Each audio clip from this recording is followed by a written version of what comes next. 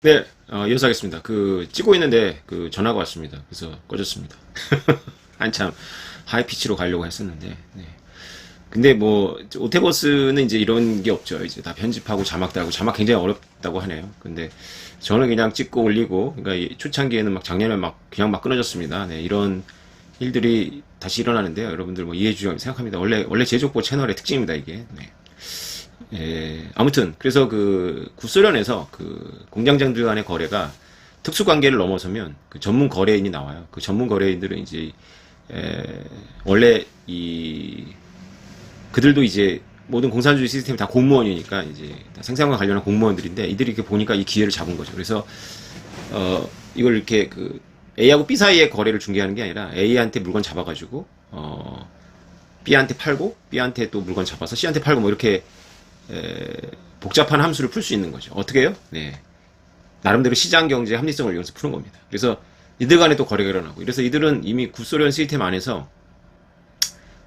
시장 경제를 체험을 해요. 그것도 물론 뭐 굉장히 특수한, 자격이 있는 사람들만 할 수 있었으니까, 일단 공장장들한테 접근이 돼야 되니까 같은 대학을 나왔거나 하여튼 그러겠죠. 그래서 이렇게 시장 경제처럼 이렇게 무한한 경쟁에 노출되진 않았지만 이들이 그걸 이게 학습을 합니다. 그래서 소련이 무너졌을 때 국유 기업들이잖아요. 다 그거를 이제 집어삼키고 이럴 올리가르크의 한 축이 바로 이들입니다. 물론 이제 정보 쪽에서 일했던 사람들도 한 축이고요. 그러니까 이들은 이제 70년이라는 소비에트 시스템이 가격국에서 작동하는 것 같지만 실제로 이런 시장의 합리성에 의해서 운영될 수 있도록 생명을 연장해 준 거죠. 물론 근데 이들도 일종의 시스템이랑 관점에서 보자면 이거는 이제 비리입니다. 비리, 부패, 뇌물도 주고 이렇게 했을 거 아닙니까? 그래서 가끔씩 숙청 당하겠죠, 그죠? 뭐 알면서도 용인할 수도 있지만 뭐 이런 게 대표적으로 이런 거 아닙니까? 정치적으로 자기가 어떤 세력을 제거하고 싶을 때 다 서로 하는 거지만 뭐 이렇게 그때 이슈화 시켜가지고 제거하고 또 민초들은 또 뭐 자기보다 잘난 애들 또 처벌받으면 좋아하잖아요. 막 와 좋아하고 뭐 어디나 마찬가지입니다. 네. 그렇지만 이런 게 존재했었다. 그러니까 목숨까지는 아니겠지만 숙청당할 각오를 하고 했기 때문에 위험 수당이 있겠죠. 나름대로 그래서 이게 정상적인 시장 가격은 아니었을 겁니다. 아무튼 이런 것들이 이제 새로운 질문, 어떻게 70년이나 갔어? 라는 질문에 대한 이제 답인 거죠. 어, 그렇게 따지면 이들은 고실내 상태에서 거래를 한 게 아니라 저실내 상태에서 거래를 할 수밖에 없죠. 언제 청산당할지 모르니까 유동성이 굉장히 잘 되고 그리고 보편적인 징표를 원했을 겁니다. 보편적이라고 하는 것은 이제 여기서 되게 중요한 건데요. 제가 모테버스 디사이퍼의 강연을 보면 이제 로컬하고 보편, 로컬과 중앙 이런 얘기를 자꾸 하는데요.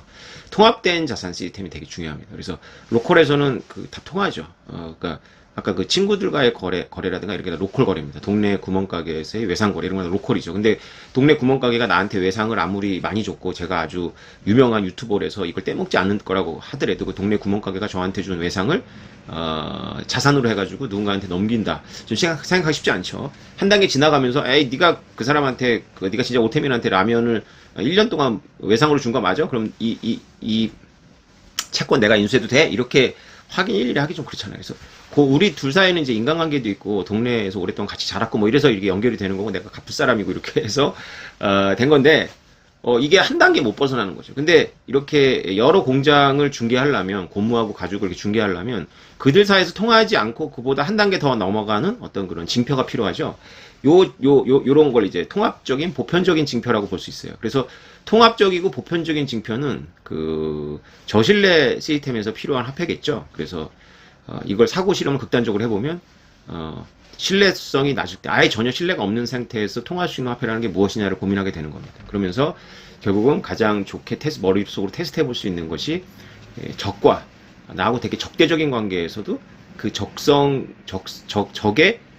적으로부터 적이면 원래 이렇게 뭐 적을 이롭게 하면 안 되잖아요. 근데 적으로부터도 내가 자원을 징발할 수 있는 적에 포함되어 있는 자원이나 적에 포함되어 있는 사람들도 내가 리소스를 빨아들일 수 있는 징표는 무엇이냐 이런 고민을 할 수밖에 없죠. 그러면서도 이것이 분할이 돼야 되고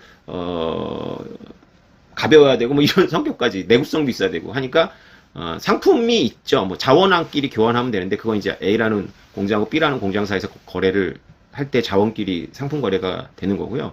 이게 몇 단계를 지나면은 결국은 보편성을 입어야 되기 때문에 화폐적 속성을 가져야 됩니다. 내구성이라든가 뭐 이런 것도 가져야 돼요. 그래서 이 저신뢰 상태에서 화폐가 필요한 거고요. 네, 완전히 신뢰가 없다면 또 화폐도 작동 안 하겠죠. 그땐 진짜 상품밖에는 작동 안 할 겁니다. 그러니까 아예 네트워크가 인간이 아예 네트워크를 구성하지 않는다. 이거는 좀 생각을 여러분들이 해보셔야 되는데 그냥 우리 다 식인을 한다. 다 식인을 한다. 아무나 걸리면 잡아먹는다. 그런 상태에서는 또 화폐가 통하지 않겠죠. 그래서 완전히 신뢰가 없는 상태에서 화폐가 통하지 않지만 완전히 또 고신뢰 사회에서도 화폐가 통하지 않습니다. 그래서 화폐를 보실 때 원화나 달러 같은 시스템은 상당히 고신뢰 시스템을 전제한 시스템이에요. 그래서 전쟁을 하거나 할 때는 원화나 달러를 모아가지고는 해결되지 않는다. 그건 미시적 게임뿐만 아니라 거시적인 어떤 행동 주체들도 국가나 이런 데도 그렇게 생각하지 않죠. 그래서 나치가 히틀러가 전쟁 중에 몰두했던 게 금을 확보하는 겁니다. 금괴 혹은 그림들. 그래가지고 그걸 스위스 은행에 갖다 주면 유동화를 시켜줬으니까 그걸 가지고 이제 자기 제3국이라든가 자기네하고 실제로 전쟁을 하고 있는 서방이라 할지라도 거기도 이제 이익만 추구하는 상인들이 있으니까 그들을 통해서 자원을 뽑아서 무기도 만들고 이렇게 할 수가 있는 거죠. 그래서 금 같은 거를 요구하죠. 그래서 금은 여러분들이 생각하실 때 화폐 속성을 갖고 있고 내구성 이런 거 갖고 있는데다가 이게 저신뢰 사회를 전제했을 때, 저신뢰 사회를 전제했을 때 필요한 거구나라고 생각할 수가 있습니다. 그래서 화폐를 보는 이런 관점, 미시적 개인의 관점과 거시적 행위 주체의 관점이 있고요. 또 고신뢰 시스템 자체가 신뢰성이 높아. 그러면 화폐가 필요 없어요. 장부로 해결이 됩니다. 그런데 이것이 신뢰가 점점 낮아지고 그다음에 불확실성이 많아질수록 저신뢰 환경에서 사용되는 화폐가 필요하겠죠. 상품이 여러분 생각하기 쉬울 때 상품은 의외로 화폐성이 없어요. 복잡한 함수를 풀 수가 없습니다. 그게 꼭 그 사람이 필요하라는 보장이 없기 때문에 저신뢰 상태에서도 어떤 금과 같은 그런 통합적인 화폐 시스템이 필요합니다. 그래서 이제 왜 우리가 이 고민을 지금 해야 되냐면 지금이 전환기에 있기 때문에 그렇습니다. 그래서 70년 전에 양차 세계대전을 끝으로 케인즈하고 덱스터 화이트가 시스템을 짤 때는 국가 간에는 적어도 고신뢰 시스템, 전쟁이 없는 거죠. 고신뢰 시스템을 전제로 무역 적자하고 무역 흑자를 어떻게 균형을 맞출 것이냐에 그러면서도 그것이 인플레이션이나 디플레이션에 영향을 크게 미치지 않는 재정 정책이라든가 화폐 정책의 또 주권을 인정하면서 이런 세계 질서 속에서 무역을 계속 증진하는 이런 여러 가지 목표를 놓고 이제 찾은 어떤 밸런스라고 보셔야 되는 거고요. 이 환경이 당연히 변했으니까 이 밸런스를 유지하기 위해서 만든 시스템이 붕괴되겠죠. 여태까지는 이렇게 봉합을 해왔는데 이제 어느 정도 하중을 견디지 못하면 이게 붕괴되거나 아니면 이걸 붕괴를 막으려면 다른 차원의 뭔가가 필요한 거죠. 그래서 여러분 생각을 해보셔야 됩니다. 그래서 이 시스템을 만들 때만 해도 소련하고 미국이 위로할 상태였기 때문에 이 시스템은 소련도 포섭하고 있죠. 물론 소련이 이걸 인정했냐 아니냐 다 중요한 게 아닙니다. 무슨 얘기냐면 소련도 자원을 팔고 달러로 받았어요. 그래서 달러로 받았는데 달러를 만약에 그냥 미국 은행에다가 넣어두면 동결할까봐 이제 그거를 이제 유럽의 특히 영국의 은행에다가 넣어놨죠. 그걸 이제 유로 달러의 기원이 되는 겁니다. 근데 이것을 알 수 있는 건 뭐냐면 미국 시스템 냉전 중에 미국 시스템은 믿지 못하지만 브레톤 시스템 안에 있었던 거예요. 소련도 거시적인 그러니까 이 더 큰 세계 시스템에서 소련이 행동을 하려면 루브라가 필요한 게 아니라 이 달러가 필요했던 겁니다. 놀라운 거죠 이게. 만약에 이게 진짜 미국하고 소련이 막 가는 사이였다면 달러로 결제받지 않겠죠. 자, 루브라로 받든가 아니면 금으로 받았을 텐데 그렇게 안 했다는 것도 하나 우리가 이 브레톤 시스템 이후에 냉전에 대해서 우리가 영일이라는 관점을 버리고 진실은 그렇게 생각한 것처럼 단순하지 않잖아요. 그죠? 0과 1이 아니기 때문에 미국하고 소련이 굉장히 적대적이었지만 그들 간에도 어떤 거래가 있었고 그 거래가 놀랍게 달러가 됐다. 금을 미친 듯이 소련이 추구하지 않았다라는 거죠. 신기하죠, 그죠? 그런 시스템이 지금 계속 갈 수 있느냐? 여러분들 어떻게 생각하세요? 그래서 이게 지금을 어떻게 볼 것이냐라는 지정학적인 고민들이 굉장히 필요한 거고 경제학 특히 거시경제학, 케인즈 영향을 받은 거시경제학도들이 통화론자도 마찬가지지만 놓치고 있는 것은 뭐냐면 그들은 지나치게 거시적 차원에서 좋은 돈 그리고 그것도 고신뢰 시스템을 전제로 이상주의예요. 그게 국가 간의 다자간 협의체를 만들어서 협치가 가능한 그런 세계를 생각하죠. 그들에게 있어서 전쟁이라는 건 그냥 우발적인 미스입니다. 사고, 실수 뭐 이렇게 보는 거예요. 그런 관점에서만 화폐를 고민했던 거죠.